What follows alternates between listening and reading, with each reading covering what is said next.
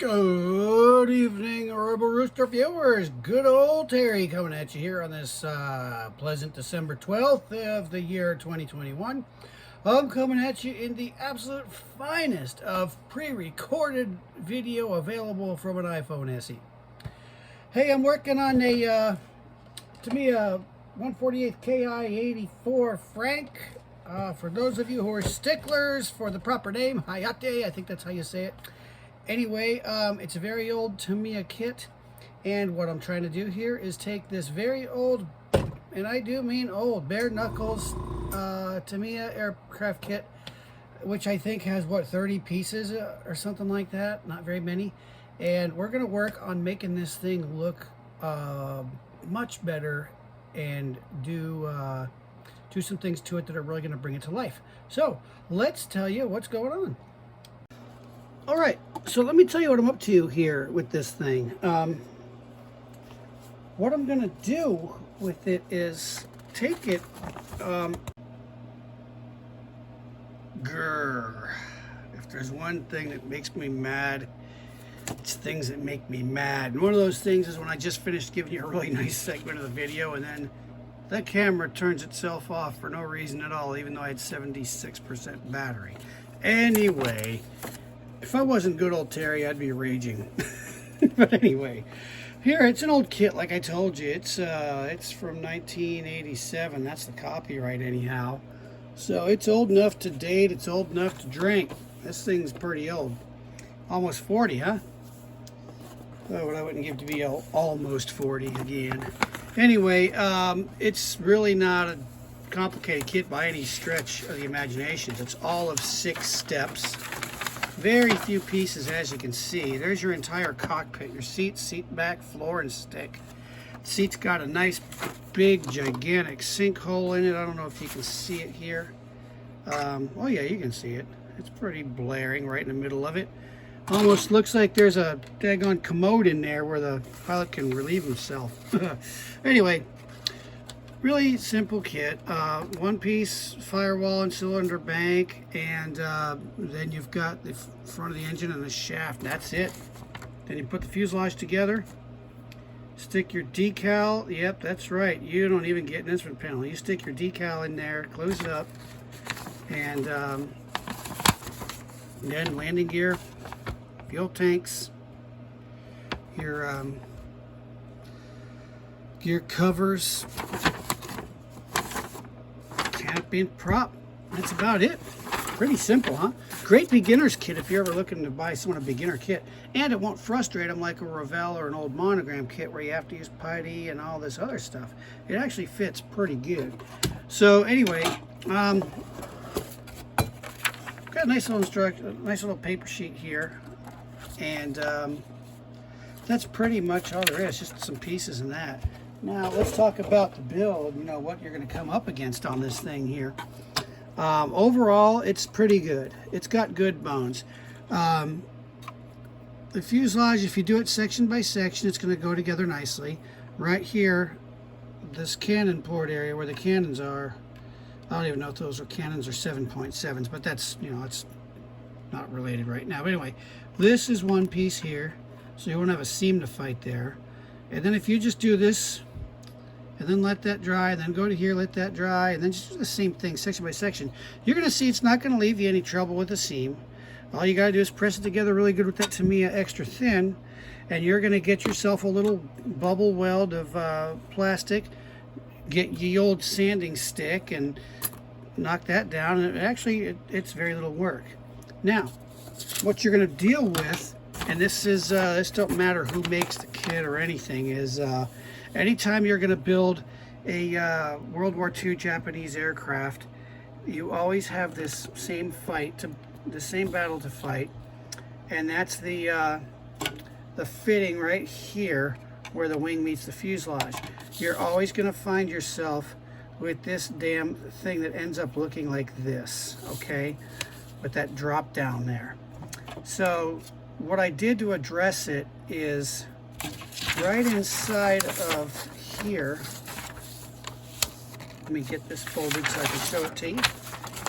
Right inside of here, this area, I sanded the inside of it, okay, the inside of this, to remove some material. And then I did the same with the inside of the bottom wing. So like not the part you can see, but the part inside, I sanded away some material in there. And that let it set nicely. And in fact, I kind of overdid it, and I had to put a little putty here to take care of that. And that's all the putty I used on the whole kit. And you probably noticed when I was here, a couple things. First thing is like, wait a minute, good old Terry, Mr. Attention to Detail. You missed 2 spots. You missed one here and here. That's the flap, so it should look like that. So be careful not to fill in your flap fitting. Second thing you probably saw was the gear doors aren't perfectly flush. Now, you can get a little bit of that sticky tack here, you know, stuff you hang posters with. Get a little bit of that and build up a rock of it or something in here to hold the doors up. So if you want it perfectly flush, you can do that. But I didn't want them perfectly flush because I spent most of my life around airplanes in various capacities, from washing them to flying them. And something I've noticed on every airplane, whether it was a restored fighter or an original piece at a museum, or in even modern aircraft, modern jets, turboprops, all of them, these doors, they're pretty thin. They're not most solid things in the world, and they get a little bit of warping and twisting, and they actually won't be perfectly flush. They will be at very, you know, a little bit off throughout. So I just kind of tried to push them in a little more at some spots, have it stick out at others. And it takes a little doing to get it that way, to get it looking right. But when you do, it actually does add some realism to it. And it's also great for where you're going to have buildup of your dirt and your hydraulic fluid and stuff that runs back into it. As a very basic model, I mean, this thing is really a basic kit. I mean, it's got, here's the instruction sheet. It's all of 6 steps. You fold it in half so lights don't rob you of detail. It's all of 6 steps. There's really nothing to it. The cockpit is very devoid of detail. The engine's a one-piece firewall and cylinder bank with a little bit of the front, the crankcase, all the other stuff on it. I shouldn't say crankcase, but you know, the other piece of the engine. The engine's all 2 pieces, in other words. And this is really kind of out of step for me because I'm a guy who just loves to work on cockpits and engines. To me, that's what makes an airplane. So what I'm going to do with it is I'm going to pose it in flight. You can see I got the covers on, the wheel covers on, and I'm going to put it on one of these stands. You can get these for like $3 or something at the mega hobby stores, like the one that's closed on Sunday and those kinds of places, and they're really pretty cheap there. And I'm going to pose it in flight. And I got this idea of how to pose it from Sean over at Primed Model Works. Get an acrylic rod and a straw. And what Sean was smart enough to do, and I wasn't, was to put the hole in the airplane first. So I'm going to have to work on that later. But you put the straw in there in the airplane, and you fix it in place with a 2-part epoxy. And then you put your straw, or the straw goes in there, and then you put the rod in here. And then you can take it off as much as you want, put it on as much as you want. And then you can get a heat gun and mold this rod in a shape that makes it look cool while it's flying, like if it's banking or diving or climbing or something like that. And what I'm going to do on this base, well, I'm not sure what I'm going to do, but what I'm looking at is options, because everybody tends to just kind of make it dark wood and look, you know, classy and museum-y or whatever the word is.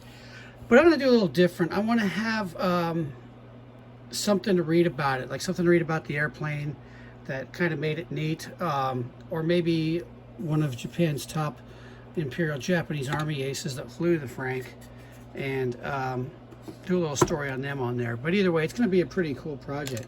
But the challenge that I've got is that this is a very bare kit.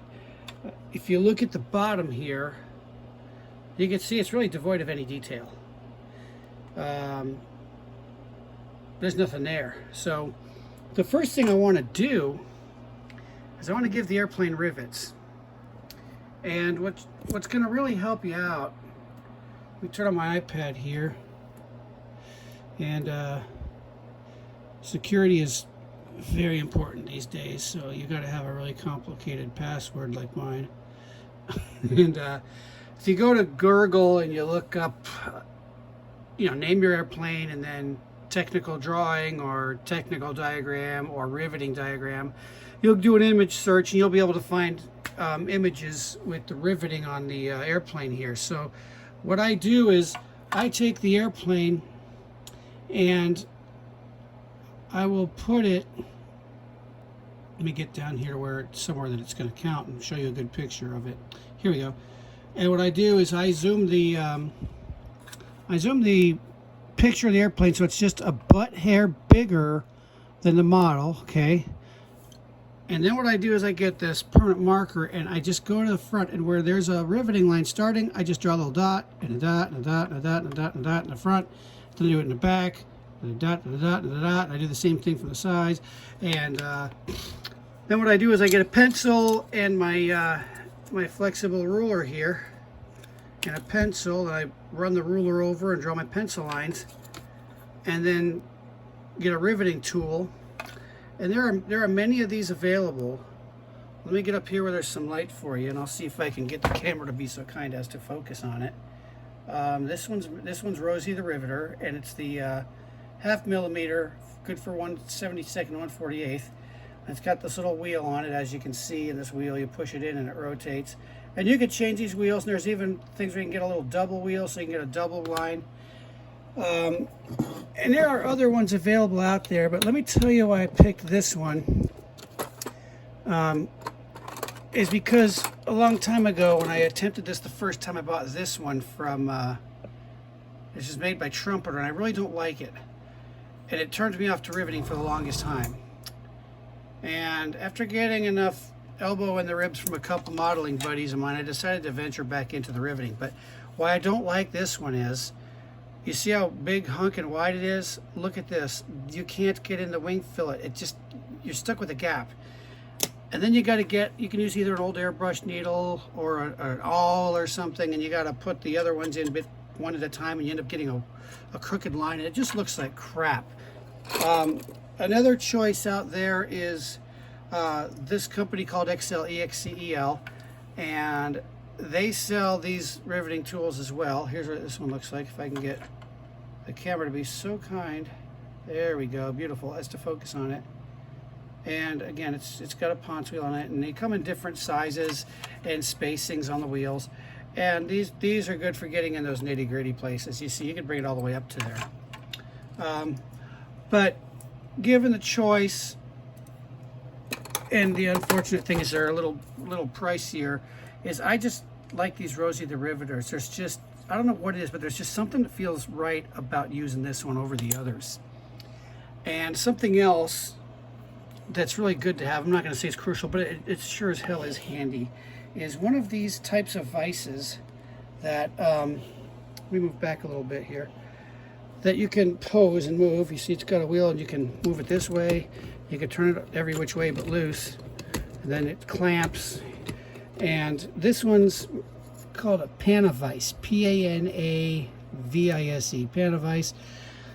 I got this one from a good friend of mine who had a neighbor who was a huge modeler, a very skilled modeler. The old man died of lung cancer, I believe, and nobody wanted his stuff, so he gave it to me along with a bunch of nice models and paint and things. And that thing has been really instrumental, because when you're working one hand, with the flexible ruler, and then the other hand you're drawing your pencil along it, it's great to have something like that to hold the model in place for you. So, and that's really not much else to the riveting, except that you'll probably want to put some tape over the spots that aren't going to get riveted, like here and here, because you're going to run them over and forget about them if you don't tape them. And I've got the wings done on this, It ain't great. I mean, this is really the first time I've tried riveting with more than 1/8 effort. But you know, this thing just turned me off to it for the longest time. And my wife got me this for Christmas last year, and I've just really gotten to, I still don't like riveting. I'm not going to lie to you. It's everything I dreamed it would be. It's tedious, it's aggravating, but my goodness, it adds so much to a model, and it really is going to bring this thing to life. So that's the plan of the riveting, and I say this to you as an absolute amateur. Like I said, this is my first quotes real riveting job, so I really don't know what I'm doing yet, and I'm not going to video my riveting because I don't want you guys to watch my video and maybe pick up some bad habits I might have, and then you're stuck with them. So when I'm good at it and I feel like I have a valid opinion on it, I'll make a video on how to rivet. But for now, it's best that you just don't see what I'm doing and just show you when I'm, when I'm done with it. But it really is bringing this thing to life. I will tell you though, this much is that after you've done your riveting, you'll want to give it a light sanding, and I then polish the plastic after that. And the reason you want to give it a very light sanding after you've done the riveting is because when you roll this thing around and it makes its rivets, look at each one of these little teeth on the rivet wheel. Look at each one of these teeth on the rivet wheel as a shoe, and you're walking in mud with those shoes. And you know what happens when you walk in mud? You put your foot down, and then on the outsides of it, all this mud goes up, right? And makes like a kind of like a berm around your footprint. And that's what this does to the plastic when you make your rivets. That light sanding will take those berms down, and you'll have nothing but the nice hole. And then if you want to do something like what I'm going to do with this, and let's give it a silver coat first, because I'm going to weather it and chip and everything, it's going to be a lot easier to make those rivets pop out like they've lost their paint around the heads like so many do. And it's going to really add a lot to it. So let me tell you a little bit about the kit now. Okay, and another thing that a lot of people deal with at various capacities is the fitting of the wing fillet, where the wing meets the fuselage. This little area here, the wing fillet. Say, oh, there's a big gap there. There's always a big gap. And they'll either use cardstock or sheet styrene or putty or sprue, whatever they have to fill it. And the problem, at least on this one, I've built a handful of these exact models already, isn't a gap. It's that the way the thing's molded and designed, when you put it together, it's going to go together without any wing dihedral. And what I mean by that, and I promise I'm not going to start a long flight instructor spiel on you or anything, but something that improves an airplane's stability is having proper wing dihedral. So if I was going to take a straight line here and I make an airplane, okay, and I just make its wings flat with the horizon and the wing as in the air as it goes through it, this is going to be a very unstable airplane. Now what wing dihedral does is, let me make that line, well, let's deal with it. You put an airplane here, the wings need to be kind of slanted upwards slightly. I'm exaggerating the drawing. And this little angle in here, okay, this little angle gives the airplane stability, all right? And so what a lot of people do is they'll build the airplane like this, because sometimes the mold ends up looking like that. But when you pull those wings up to give it the dihedral, the proper dihedral, those gaps are going to close most of the time. And then all you really have to do is put some cement on them. And, oops, sorry about that, folks. I'm using my old stand, yeah, because it just works best for this angle I'm doing. But anyhow, and what I do when I put that together is, you'll notice there's two Tamiya extra thin formulars out there. I like the quick setting for this one. That's the one with the lighter green top. It's not structurally as strong as the regular extra thin, but there's not a lot of load on this, so I like to do this because it dries a lot quicker. And what I do is I hold it together, and that's, if you're using this stuff, this is an absolute must. You can't brush it on and then put something together. You gotta have them mated, because this will get in there really quick, and it dries like that, you know. But anyway, I get together, and then I kind of hold it like this, pushing down with my thumb and up with my fingers, okay? Because these fingers are cradling it, and when I push down with my thumb, that pushes the wings up to give it the dihedral. And then I get that cement in there, and then I walk around like this for about 2 minutes, 3 minutes, with just one side done. And then once about 2-3 minutes is up and it's dried, I put it down, I leave it alone for about 20 minutes. Then I come and I do the exact same thing on the other side, cradling it to push down the fuselage, which pushes the wings up, and I do the same thing on the other side, and then I walk around like this for about, 2-3 minutes, and then I just leave that alone for the rest of the night. Come back in the morning and I cement back here and up here, and then I walk away from that for about 20-30 minutes, but I use this one on those two areas, here and here. And then after that's good and dry and I'm confident that it's not going to come apart, then I start doing my other work on the model. So that's a big save there for you. Another thing that people come up against on this kit is the cowling fit is poor. And I mean, it's not terrible, but let me draw you a view of it from right here, looking at it from this way, okay? You've got the fuselage here. There's your canopy. All right. And then when you get the fuselage, when you get the cowling put on it, the cowling does overlap it a bit. You can see that right here. Okay? So what I do is I just sand it from the outside till it's right, and it sits that way. And that's about when you're going to notice the gap that comes in here, because there's some waves in the molding and it kind of doesn't meet up nicely. And I take care of that by you can go to your big box store, Orange Mart or Lowe's, or Orange Mart's being Home Depot, okay? So you don't go to Walmart. You get one of these metal corners that's made for putting on the corners of walls. And you can either do what I did and get super adhesive and put some very fine sand here and some even finer, I don't know if I can't remember if it was diamond dust or if it actually was sand, but something really strong, and I glued them on here. I've had this thing a long time. Or you could just get your sandpaper grades and glue them down on there really good. And then what you can do is I just get the plane like this, and to address this part of it here, I just back and forth, and I do the same thing with the cowl. I get the cowl, and then they fit flat, and it's a nice fit all the way around, nice and round. It fits it beautifully.